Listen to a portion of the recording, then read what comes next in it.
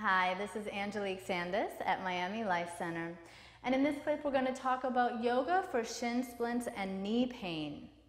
Anna's going to demonstrate a few asanas for us. From here, she's going to move into down dog, bringing her hands forward on the mat and lifting the hips. Now in this position, you want to keep the feet parallel and about hip distance apart, keeping an even amount of energy moving through the width of the ball of the foot. As she reaches her heels toward the floor, we're allowing those muscles along the front of the shin to have some slack and to have some release, stretching the opposite muscles of the leg. From here, Anna's going to bring her knees down to the floor, knees together, feet together, and she's going to rest her weight back toward the heels.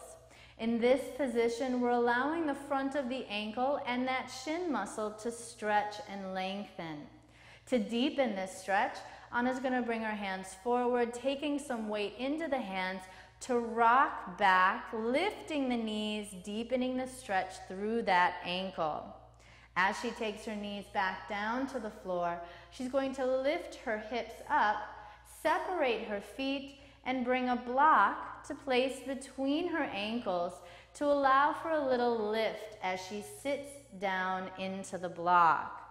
If this is intense through the knees, you may want to give yourself more height, turning the block up to the side or even up on its end. We'll stay here for now. So bringing the knees together, we want the feet slightly wider than the hips. This can be very intense in the knee joints, but it's very healthy for the knees to allow them to find this inward rotation and lengthening the inner ligaments of the knees. But do be careful and move into it slowly and carefully. Eventually, you can take the block away and sit flat between the ankles, giving the knees their deepest stretch and allowing the front of the ankles their nice deep stretch. Again, this is Angelique Sandus with Miami Life Center, and this has been yoga for shin splints and knee pain.